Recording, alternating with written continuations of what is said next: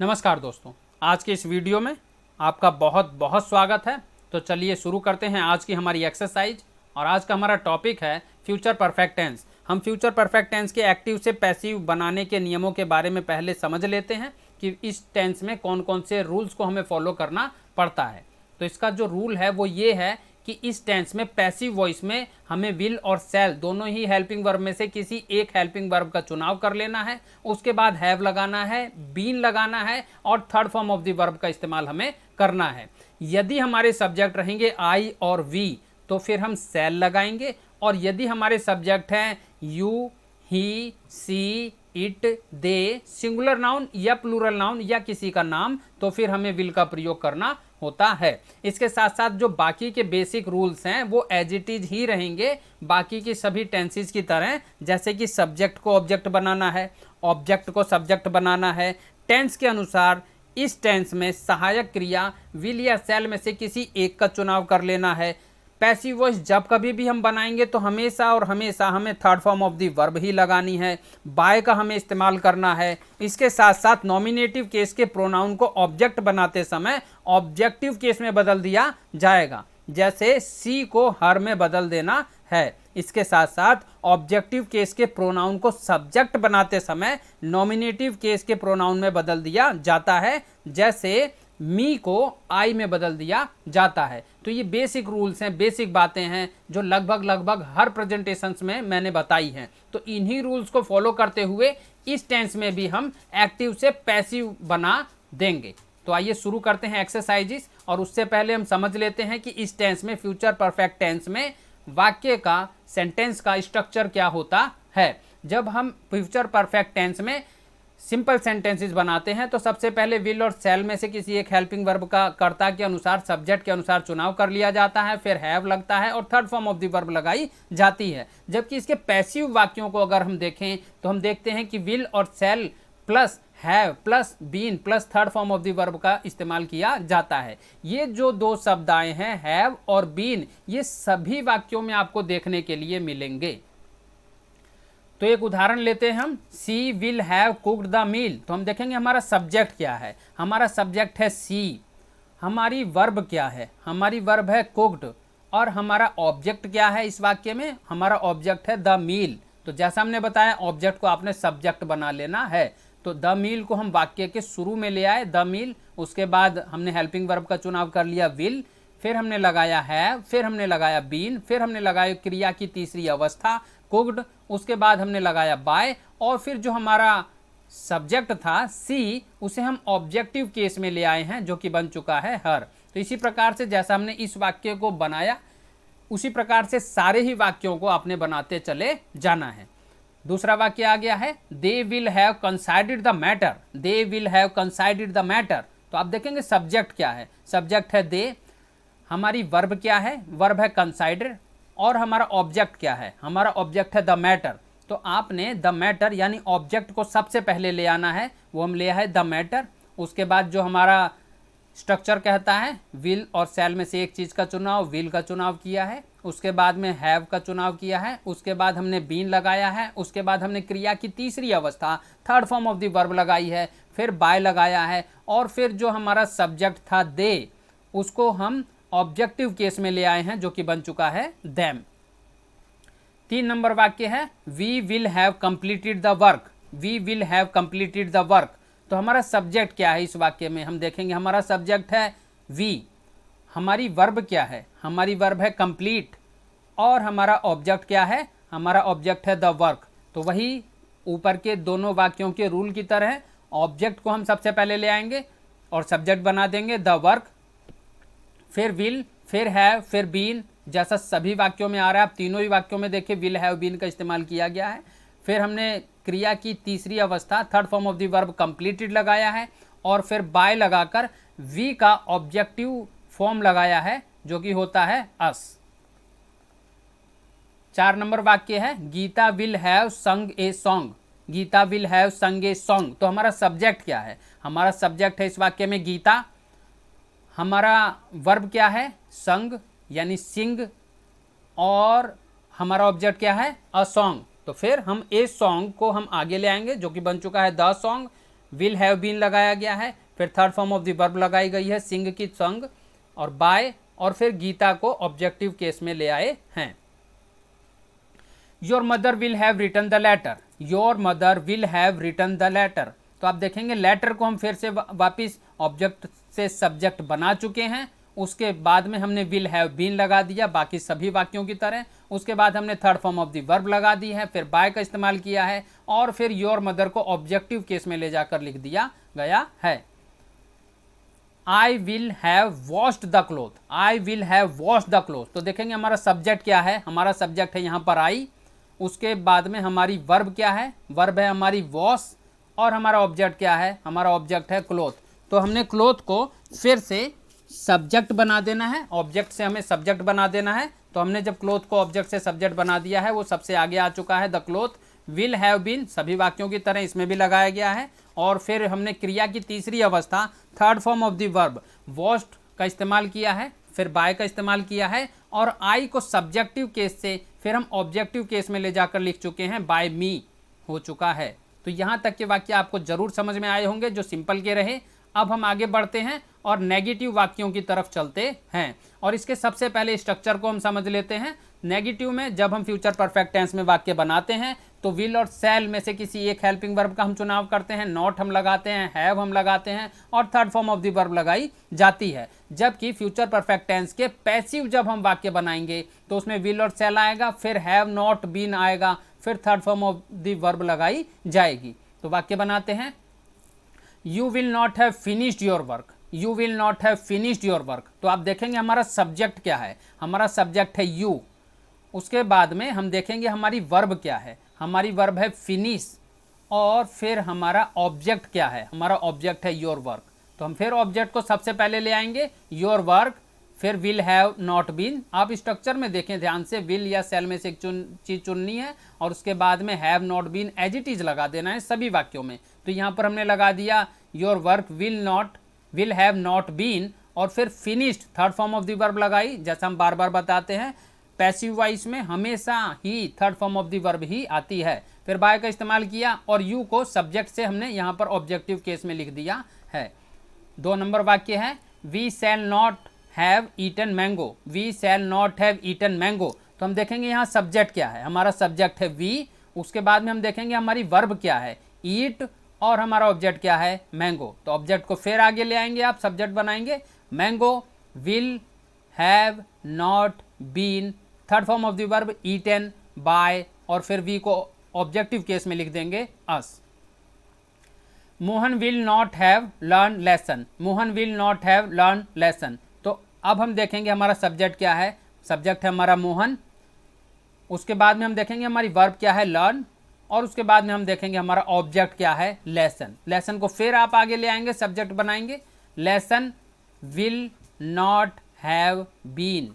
आप तीनों ही वाक्यों में ध्यान से देखें, इसमें will not have finished, shall not have, will not have, ये एक जैसे ही वाक्य बार बार आते हैं, उनमें कोई परिवर्तन नहीं करना होता है। तो आपने जो स्ट्रक्चर है विल या शैल में से एक चीज चुन लेनी है, फिर हैव नॉट और बीन सभी वाक्यों में आपने लगा देना है। तो यहाँ पर भी हमने ऐसे ही किया है, lesson will not have been learn, third form of the verb का इस्तेमाल किया है, बाय का इस्तेमाल किया है, और फिर मोहन को ऑब्जेक्टिव केस में ले जाकर लिख दिया है। आगे हम बढ़ते हैं 4 नंबर वाक्य की तरफ, the washer man will not have washed cloth, the washer man will not have washed cloth. तो आप देखेंगे सब्जेक्ट है हमारा वॉशर मैन, और उसके बाद में हम देखेंगे हमारी वर्ब क्या है, क्रिया क्या है, वो है हमारी वॉश्ड, और उसके बाद में हम देखेंगे हमारा ऑब्जेक्ट क्या है, वो है क्लोथ्स। तो हम क्लोथ्स को ऑब्जेक्ट को सबसे पहले सब्जेक्ट बनाएंगे, the clothes will have not been लगा दिया हमने, third form of the verb लगा दिया हमने, बाय का इस्तेमाल हमने कर दिया, और फिर जो हमारा सब्जेक्ट था द वॉशर मैन, उसको हमने ऑब्जेक्टिव केस में ले जाकर लिख दिया है। He will not have clean the room, he will not have clean the room. तो इस वाक्य को अगर आप ध्यान से देखें तो हमारा सब्जेक्ट है ही, हमारा वर्ब है क्लीन, और हमारा ऑब्जेक्ट है द रूम। तो द रूम को फिर से आपने सबसे पहले ले आना है, सब्जेक्ट बना लेना है, उसके बाद बाकी का जो स्ट्रक्चर है उसे फॉलो करना है। विल का इस्तेमाल किया गया, हैव आया, नॉट आया, बीन आया, उसके बाद third form of the verb clean लगा दी, फिर बाय का इस्तेमाल किया, और फिर हमारा जो सब्जेक्ट था ही उसे ऑब्जेक्टिव केस में ले जाकर लिख दिया है जो कि बन चुका है हिम। और 6 नंबर वाक्य की तरफ हम आ गए हैं। Sita will not have made a T, Sita will not have made a T, तो आपने फिर वही रूल फॉलो करना है। ए टी जो हमारा ऑब्जेक्ट है उसे हम पहले ले आए हैं, बाकी का जो स्ट्रक्चर कहता है विल नॉट हैव बीन का इस्तेमाल किया गया, मेड जो हमारी क्रिया है उसकी third form of the verb का इस्तेमाल किया गया, बाय का इस्तेमाल हमने किया है, और सीता को ऑब्जेक्टिव केस में ले जाकर लिख दिया है। तो नेगेटिव के जो वाक्य हमने यहाँ तक सीखे, इस स्क्रीन पर लगभग 6 वाक्य हमने सीखे नेगेटिव के, उसमें आपने केवल इतना ही ध्यान रखना है, विल और शैल में से एक चीज़ का चुनाव कर लेना है, फिर हैव नॉट बीन सभी वाक्यों में लगाया जाएगा, और फिर third form of the verb लगा देनी है। अब हम इससे आगे बढ़ते हैं इंटेरोगेटिव वाक्यों की तरफ। इंटेरोगेटिव हिंदी में प्रश्नवाचक वाक्य। रूल्स वही रहेंगे जो सारे ही टेंसेस में हमारे चले हैं एक्टिव वॉइस और पैसिव वॉइस के लिए। हम देखते हैं पहले इसका स्ट्रक्चर क्या कहता है। जब हम फ्यूचर परफेक्ट टेंस के इंटेरोगेटिव के एक्टिव वॉइस के वाक्य बनाते हैं तो फिर हम सबसे पहले विल और शैल लगाने के बाद में सब्जेक्ट, फिर हैव, फिर third form of the verb लगाते हैं। जबकि पैसिव वॉइस में विल और शैल लगाएंगे, उसके बाद सब्जेक्ट लगाएंगे, फिर हैव लगाएंगे, उसके बाद हम यहाँ पर बीन का भी इस्तेमाल करते हैं। पैसिव वॉइस में फ्यूचर परफेक्ट टेंस में इंटेरोगेटिव सेंटेंसेस में बीन लगाएंगे, फिर third form of the verb का इस्तेमाल किया जाएगा। तो देखें आप, हम 1 नंबर वाक्य को समझते हैं। Who will have robbed you, who will have robbed you. पिछली एक्सरसाइज में मैंने आपको एक चीज़ बताई है, बार बार बताई है कि अगर हु आएगा एक्टिव वॉइस में तो उसे पैसिव वॉइस में कन्वर्ट करते समय आप हु को बाय हुम शब्द से बदल देंगे। दूसरी बात, अगर WH फैमिली का कोई भी वर्ड वाक्य में आता है एक्टिव वॉइस में, चाहे वो कब हो, कहाँ हो, क्यों हो, कैसे हो, यानी WH फैमिली का वाई हो, वैन हो, वेयर हो, हाउ हो, इस वट हो, इस तरह का कोई भी शब्द अगर आता है तो उसे एक्टिव में भी और पैसिव में भी सबसे पहले लिख दिया जाएगा। उसके बाद हमें हेल्पिंग वर्ब लगानी है, उसके बाद हमें सब्जेक्ट लगाना है, फिर हमें हैव लगाना है, फिर हमें बीन लगाना है, फिर हमें third form of the verb लगानी है। यानी WH फैमिली का वर्ड सबसे पहले लिखा जाएगा और बाकी का जो स्ट्रक्चर है वो उसके बाद में फॉलो किया जाता है। तो इस वाक्य को अगर हम ध्यान से देखें तो वही रूल बार बार अप्लाई हुआ है। आप देखेंगे ध्यान से, will you have been robbed, वही third form of the verb का हमने इस्तेमाल कर लिया है और स्ट्रक्चर को फॉलो कर लिया गया है। 2 नंबर वाक्य की तरफ हम आते हैं। Shall I not have scolded him, shall I not have scolded him. तो आप देखेंगे हमारा सब्जेक्ट क्या है, हमारा सब्जेक्ट है आई, जो इस वाक्य में पीछे जाकर बन चुका है ऑब्जेक्टिव केस में मी, और हमारा ऑब्जेक्ट है इस वाक्य का हिम, जो कि सब्जेक्टिव केस में आ चुका है और बन चुका है प्रोनाउन ही। इसके साथ साथ हम देखेंगे हमने स्कॉल्डेड जो third form of the verb है उसको वैसे ही रहने दिया है, थर्ड फॉर्म का ही इस्तेमाल किया है, बाय को अटैच कर दिया है और सहायक क्रियाओं का इस्तेमाल कर लिया है जो कि है हैव बीन। तो इस प्रकार से हमारा वाक्य एक्टिव से पैसिव में बदल चुका है। Will he not have been scolded by me, क्योंकि इसमें नॉट भी आया है तो इसीलिए इस प्रकार के वाक्य इंटेरोगेटिव नेगेटिव यानी प्रश्नवाचक नकारात्मक वाक्य कहे जाते हैं। अब हम आगे आते हैं, will see have taught me, will see have taught me. तो इस वाक्य को आप ध्यान से देखें, हमने किस प्रकार से जो मी था हमारा ऑब्जेक्ट था उसे हमने सब्जेक्ट बना लिया है आई, शैल का इस्तेमाल किया है क्योंकि इंटेरोगेटिव है, हेल्पिंग वर्ब सबसे पहले लगाई जाएगी। Shall I have been, third form of the verb तो यहाँ पर भी लगी हुई है, टॉट, बाय, और फिर सी को ऑब्जेक्टिव केस में ले जाकर लिख दिया है जो कि होता है हर। उसके बाद में हम आ चुके हैं 4 नंबर वाक्य की तरफ। Will you have sold a book, will you have sold a book. तो आप देखेंगे हमारा सब्जेक्ट है यू, उसके बाद में हमारी वर्ब है सेल, उसकी third form of the verb का यहाँ पर इस्तेमाल है सोल्ड, और फिर हमने अपना देखना है ऑब्जेक्ट क्या है जो कि है यहाँ पर ए बुक। तो ए बुक को फिर से आप सबसे आगे ले आएंगे, हेल्पिंग वर्ब लगा ली हमने sell, a book, have been का इस्तेमाल हमने किया, सारे वाक्यों में करना है, sold third form of the verb का इस्तेमाल किया, बाय का इस्तेमाल किया, और फिर जो हमारा सब्जेक्ट था यू उसको हमने ऑब्जेक्टिव केस में ले जाकर लिख दिया है। तो इस तरह से will you have sold a book, ये हमारा एक्टिव था, इसका पैसिव वाक्य बन चुका है sell a book have been sold by you. अब हम 5 नंबर वाक्य पर आते हैं। Why will you have played hockey, why will you have played hockey. अब इस वाक्य को ध्यान से देखें, हमारा सब्जेक्ट क्या है, हमारा सब्जेक्ट है यू, हमारा सब्जेक्ट है यू, और यू के साथ में हमारी वर्ब क्या है, हमारी वर्ब है प्ले, और हमारा ऑब्जेक्ट क्या है इस वाक्य में, हॉकी। तो आप हॉकी को फिर से सब्जेक्ट बनाएंगे, और क्योंकि हमने बताया कोई इंटेरोगेटिव वर्ड WH फैमिली का शब्द अगर वाक्य में आता है, जैसे यहाँ पर वाई आया हुआ है, तो आपने वाई को सबसे पहले लगा देना है। वो एक्टिव में भी पहले लगेगा, वो पैसिव में भी पहले लगेगा, उसके बाद आपने बाकी का जो स्ट्रक्चर है उसे फॉलो करना है। तो हमने वाई लगाया, उसके बाद जो ऑब्जेक्ट था हॉकी उसको हमने लगा लिया है, सब्जेक्ट बना लिया है। उसके बाद हैव बीन सभी वाक्यों में लगाया जाएगा, फिर third form of the verb सभी वाक्यों में लगेगी, फिर बाय सभी वाक्यों में लगेगा, और उसके बाद जो इस वाक्य का सब्जेक्ट था यू उसे ऑब्जेक्टिव केस में ले जाकर लिख दिया है लास्ट में। 6 नंबर वाक्य पर हम आ चुके हैं। Will I have won the match, will I have won the match. तो हम देखेंगे सब्जेक्ट क्या है, फिर वही बात है, सब्जेक्ट है हमारा आई, वर्ब क्या है, वर्ब है हमारी विन, उसकी third form of the verb का यहाँ पर इस्तेमाल किया गया है वॉन जो होती है, और फिर लास्ट में हमने लगाया है अपना ऑब्जेक्ट द मैच।